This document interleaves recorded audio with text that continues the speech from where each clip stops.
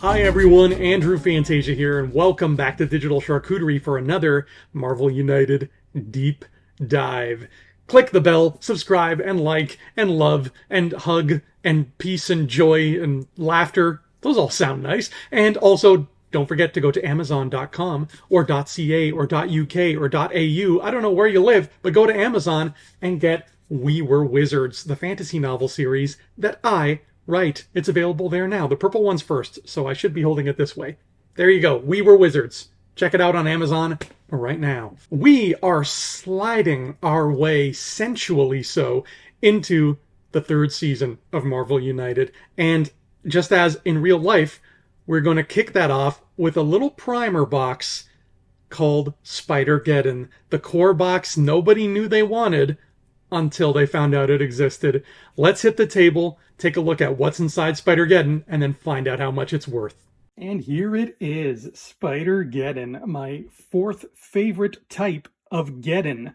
We'll flip this over now and take a look at the back. And if you're feeling a little bit of deja vu, that's because this is the first and kind of only box that I ever really did a big unboxing. Well, that's not true. I did an unboxing of season 3, but I did this first. So you may have seen a very similar video, but this is our patented deep dive. And what we have in store for us is right here on display. Let's take a look at this text. Being a spider hero has always come not only with great responsibility, but also great danger. Now, with villains converging from all corners of the multiverse to hunt them down, the spider heroes will need to forego their loner ways and band together if they hope to stop evil. They'll travel across dimensions in a desperate struggle to protect the innocent, face down dire threats, and confront these villains once and for all. The only hope of untangling this deadly web is for the Spider Army to stand united. Wonderful. And as a core box, you get a nice chunky batch of 10 characters. And once we open this up, you'll see exactly what they have in store. Here comes the box. Beautiful art, by the way. I remember when they announced this and I saw this art, my eyes went a million directions at once, but mainly they settled right here on Scarlet Spider because that was what I had been waiting for. And to see him finally get his United due, that was a big deal. This was shocking and delightful too. This in the background, I was like, what is going on there? But this, to me, was the biggest draw. I love Scarlet Spider. Those 90s trading cards that I never shut up about, they came out in the prime of Clone Saga time. So the Scarlet Spider stuff was in full swing, no pun intended. So he's a big part of my childhood Marvel memories. So here is the rule book, the main rule book that tells you all that is within, and we'll be referring to this a few times a little bit because there are some things in here that I have taken out, so I want to make sure you know exactly what you're getting. But there's all the rules, everything to offer, and not much has changed from season 2 with the exception of this, equipment cards, and that's it. And what else has changed? No, nothing really special. You still have supervillain and superhero, Commander Solo. That's, I guess, the new solo mode, Commander Solo. That's the other big change. And there we go. That is your rules book. And underneath all of that is this right here. This shiny, beautiful box of goodies. So what do we have here? We have a bunch of locations. 1, 2, 3, 4, 5, 6, 7, 8 of them. That's the beautiful prime number of locations for a core box. We'll flip it over and take a look. Inside, you're going to get Japan, which is a beautiful looking location right there. The Parker residence, which is where Aunt May lives. See that? That's Aunt May. One of my favorite Marvel characters. Las Vegas, which has a great end of turn effect. I love when we get real world locations. So Japan, Las Vegas. They just announced in DC we're getting Sicily, which makes me really happy. Sims Tower is next. Great Weaver Temple. Now this is stuff from Spider-Man lore that I am totally not familiar with. So who knows what this is, but you might know, and that might really excite you. Spider Island. There's webs everywhere. Loom World. And Horizon Labs. And those are your 8 locations. Very, very nice. Okay. Underneath that, you will find your villain dashboards and your mission dashboard, which, again, I tend to never use because this is printed on the beautiful playmat that is sold separately. So I never use these, but it's very handy for people who don't have the playmat. And here are your villain dashboards, as promised. Anti-Venom with a really nice tracker there. Spot, who's very tough, very complicated. Superior Spider-Man, also very tough and complicated. This is a tough batch of villains. And Morlun, who I've only faced once, but man, his henchmen were scary. He was very, very strong. And if we flip this over to the back, we see Morlun has special setup. Superior Spider-Man definitely has special setup. So does Spot, and so does Anti-Venom. So definitely the most, maybe not the most difficult villains of any core box, but the most complex. Each one of them has a lot going on. Spot might be the simplest one, but still, that's not saying much. They're all very complicated villains, but they're all Spider-Man villains, which is exciting. As we peek inside, you'll see that you will get your standard mission cards, right? You should have one each of these 3. And you're also going to be getting all of your crisis tokens and all of your civilians and thugs, which I just drop in here. And then all the miscellaneous tokens, such as villain health counters and action tokens and the like, and all the fun stuff. Okay, and these are all the miscellaneous ones. The more specific ones are also in here too. You will also find this lovely white tracker cube, which is a cool color for a tracker cube. I would never think of them making a white one, but that fits because it's like webs, white webs, plus 2 villains in this box have a very white color scheme. So I like that. Let's take a look at the cards starting on, let's start with the villain cards actually, because they're always the most underwhelming. And that gives me the opportunity underneath to show you the other tokens, such as the threat tokens, of which you should have 6. Okay. And then underneath that, you should have these 6 spot tokens. They're double-sided with different things on them. And you should have Superior Spider-Man's Spider Bots. He loves his Spider Bots, that guy. Very annoying. And these gray target tokens, which belong to Spider-Man Noir. So those should all be in here as well. Okay, here we go. There's Morlun's Henchmen, and they're all various flavors of terrifying. There's a big guy with a hammer. There's an evil doctor, some big daddy fisherman dude, a couple evil twins, and a witch lady, and then him himself. So all the Morlun stuff is here, and it's horrific. Like I said, I only fought him once, but I don't even remember if I beat him, but I do remember it was quite a fight. Then you have Superior Spider-Man, who has his own set of mission cards. That's what they look like on the back. So you'll be getting those because his fight involves his own heroic mission, which is very fun. That's his stuff there. And then Spot's cards. Spot has no henchmen either. I think all his cards are the same too. Oh no, he has a few different ones. But there he is. And finally, you will have Anti-Venom, who's got a series of threats without henchmen too, and then his deck of Master Plan cards. Okay, pretty groovy, right? Pretty straightforward. Oh boy, now what's on this side? I'll tell you what's on this side. Good stuff. Good stuff's on this side. Okay, let me split this in half because this is a big deck. Let me do that. Okay. So, there are some hero cards here. There's Spider-Punk, and there is Symbiote Spider-Man. I'll get you, Shocker! I still need to reenact that scene. If you don't know what I'm talking about, look that up. Look up Symbiote Spider-Man, Shocker. Penny Parker. They're awesome cards, and Superior.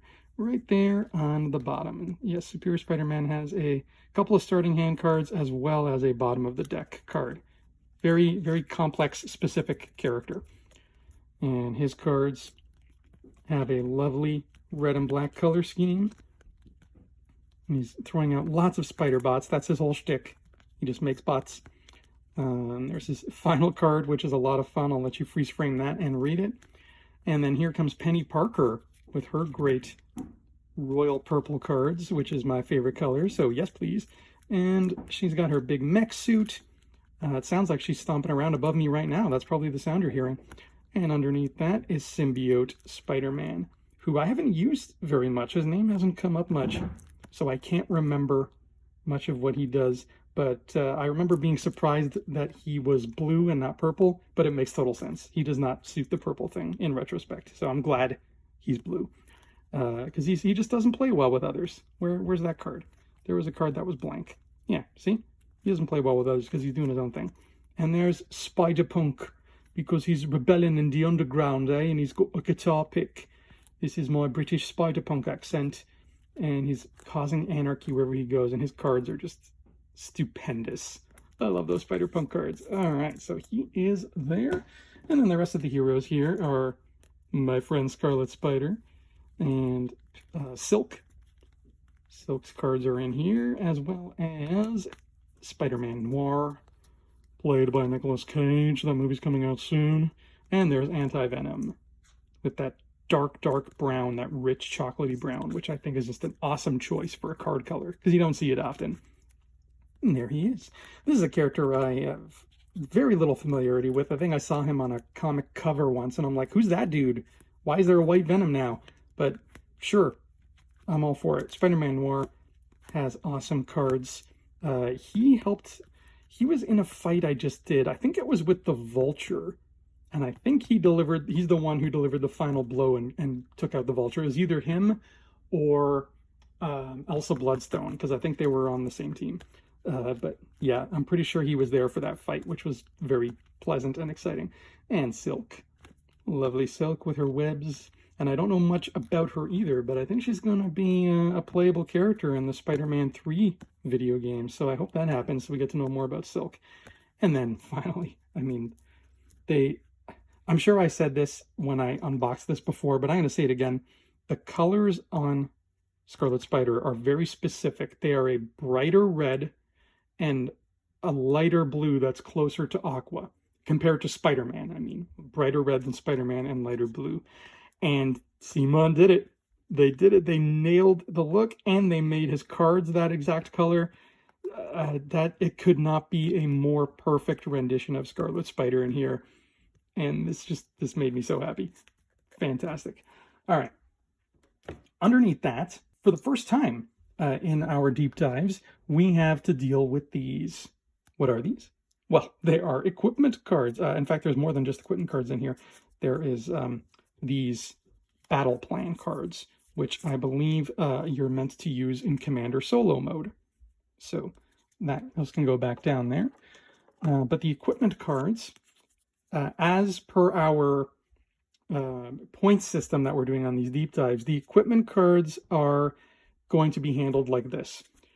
Plain and simple, just to make it easy. If a box comes with even just one equipment card, it gets a point for that. So whether it comes with 1, whether it comes with 25, it's worth 1 point. You get 1 point for any number of equipment. Otherwise, I would be giving points for each one, and I'm like, well, you're still at the end of the day working out to the same kind of deal, right? And not a lot of people use the equipment yet, as far as I know. So your mileage may vary. So I just thought, let's make it simple and give these just a point for their existence. So you've got a few here, a few batteries for Penny, and then web shooters for pretty much everybody else, and spider arms for him because, of course, actually, yeah, not pretty much everybody else. But there you go. Equipment cards. And I do really like these, and I'm looking forward to DC because I feel like they're going to really make them a bigger part of the game because I haven't used them much yet. I just love double wilds too much. So I'm hoping DC will make me change my tune as far as those are concerned. Now it's miniature time. So starting from my least favorite, it's actually Scarlet Spider. He is actually my least favorite miniature in the box. There he is. because and really no reason. It's just the other ones are even cooler. But here he is. He's jumping off the top of I believe, a telephone pole, and he looks perfect and awesome, right? He's got the hoodie. The hoodie's jutting out in the wind. It's fantastic. It's just they really stepped up their miniature game with all the other ones. Excuse me as I adjust the lighting a little bit here. There we go. So I like him the least only by default, which is a great reason to like anything the least. After that, it is going to be Anti-Venom. And he just looks like a cool symbiote, right? Nothing special, nothing too crazy. Just a cool purple symbiote doing his purple thing. I like it. I like his jaw. He looks like a zombie. Okay. After him, whoops. Oh boy, I'm sorry. I'm sorry, guys. Please forgive me. I'm making a mess of your box.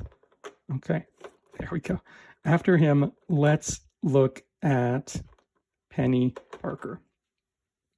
This is a character who I was wondering exactly, I was baffled, more is the more appropriate word, as to how they were going to pull her off in this game because of how she looks in the film and such. And I was like, are they going to make her giant? You know, a little girl on a big mech like we ended up getting with Moon Girl. But what we got here is a nice alternative because she is bigger than the average bear. Case in point, let me stand her next to an average bear. And you can see, yeah, the mech is, even though it's crouching, it's the size of an average mini with her just perched on top. So you get the illusion of height because you know that if this was to stand up straight, it would be much bigger. So in that regard, they nailed Penny Parker. You got this leg jutting out because the mech is in action. It's running, and she just looks so heroic on top of that. Wonderful. Okay. After Penny, I will go with Morlun. And Morlun is great because he's just standing on what looks like the roof of a church, and it's engulfed in flames. And he really just looks nasty and evil. Like, look at that face. I don't trust that guy. And his cloak there, his old coat is billowing in the wind. I love that. Just his costume, just indicative of like Revolution era America attire. He gives off a lot of Hellfire Club vibes, and I wonder if those groups ever teamed up his people in the Hellfire Club. If not, there you go, Marvel. There's a free idea. Just give me $55,000 and we'll call it even. All right, let's go next. We'll take a look at Symbiote Spider-Man, who's looking awesome with these webs behind him. And it's tough, I think, to show the difference between Symbiote Spider-Man and regular Spider-Man when it's not a painted thing, but they did the best they could, right? You have no webbing on him. You just got him looking plain and sleek because that's how the black suit is. And the web is a great touch. This really makes him look sinister, which I think was what they were going for. So kudos to the designers for that. Next is going to be Spot, who just is like, he's got the fantastic holes embedded in him, and they are concave, right? And then this rocket, or whatever that is, has been shot into one hole, and it's coming out the other one in his hand. Pure genius, whoever came up with that. And that is so Spot. That's so Spot. I think that was a Disney Channel sitcom in 1998. But look at that. He's standing on this beautiful smooth hill, too. I really like the Spot figure. But not as much as I like the Superior Spider-Man figure. He's just magnificent. He's standing on this chimney. He also gives off the sinister vibe, but I mean, these might have something to do with it. His Waldos, I believe they're called. And they have like a nice little hollow ring to the bases of them, and if you tap them, you can feel it because they're made of sterner stuff than the rest of the mini to ensure that snappage is as unlikely as possible, though you still want to be careful. I would keep this out of reach of every toddler I know, and even a few toddlers I don't know. But yeah, great looking miniature. After that, we will go with Nicolas Cage himself. There he is. He's hanging on a wall. He's got a crossbow. I love that little hat. I'm looking forward to seeing this guy in live action because I think that's going to be a lot of fun. But they really depicted a wonderful stance for this character, clinging to the wall. It simultaneously shows that he's a Spider-Man while also showcasing how different he is from the Spider-Man we know, just based on the look and the pose and the weapon and the costume and everything. It just, all of it, firing on all cylinders. After him, I'm going to go with Silk because as the Meeple Monkey, my friend, my fellow YouTuber as well, and fellow Marvel United fan can attest, people hopping over things is awesome. So we saw Longshot do it. We eventually will see Cyborg Spider-Man do it, but this lady is doing it with style. She's doing it over a tombstone, man. That takes guts. And she certainly has guts because she's just vaulting away without a care in the world. You could even say she's doing like a pommel horse kind of thing. Like it looks like she's doing pommel horse gymnastic routines just using the tombstone. And it just looks magnificent. It makes me want to know even more about her story because that, you know, what does that tell us about her? Is she kind of dark and gothic? I want to know. Can't wait. And last but not least, come on, Spider-Punk. He has everything going for him. The mohawk, the vest, the little guitar pick in his hand. See if I can focus on that. Nope. Sorry. The electric guitar, he's kicking the amp over. Just all of it just works. And when they announced this and they started showing this off, this got me like even more excited for season 3, even though this was kind of the primer for it. This just really just set the stage for what we could expect quality-wise in the miniatures. And man, he's just magnificent. Anarchy, baby. Yeah, fight the power. All right. So I will now set everything back where it was. There's nothing in here that I have taken out to put anywhere else. But I do want to reiterate a couple of things when we get back to the instruction manual. That is, I find the easiest way to keep you all up to speed on what may have been missing. So, in here, you will see everything we've covered so far. However, you will also notice that it's going to come with 12 supervillain and 8 superhero cards. Those should be in here as well. And the 2 regular challenge cards, which are part of every core box, right? They're part of the core box goodness, as are all of these regular tokens and such. So you didn't see those in here, as well as I don't think you saw the stun token because it was buried in there somewhere. But those will also come in here. So if this is your first core box, you are still getting the regular challenges and you're still getting superhero and supervillain, which is great. Plus you get Commander Solo rules, which is going to count as a point. And the battle plan cards are part of that. And equipment. So a lot in here. This is a packed core box. But that'll do it for this. So let's tally up the points for this and give ourselves a final Numbergeddon for Spider-Geddon. Okay, it's tally time. Let's tally up the points in the Spider-Geddon box. Here we go.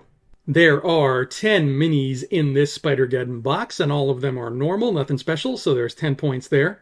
6 of those minis are heroes, 2 of them are villains, and 2 of them are anti-heroes. Then you've got 8 locations for a grand total there of 4 points for those locations.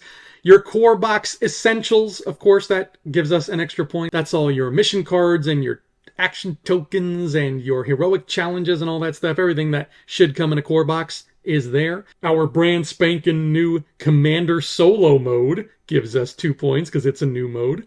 And Supervillain mode is a whole different way to play too, so that's another 2 points right there.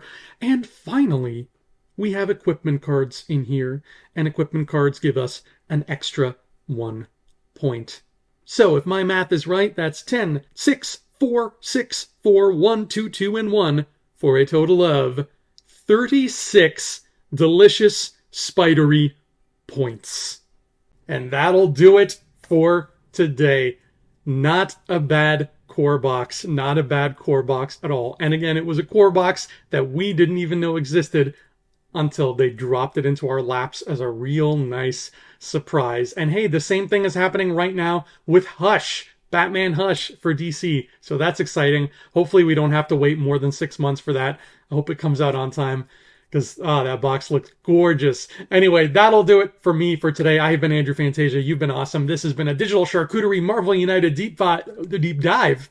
I almost got through that without getting tongue-tied. Anyway, I will see you all here next time as we continue to make the wait for DC Superheroes United a little bit shorter and a whole lot sweeter. See you next time.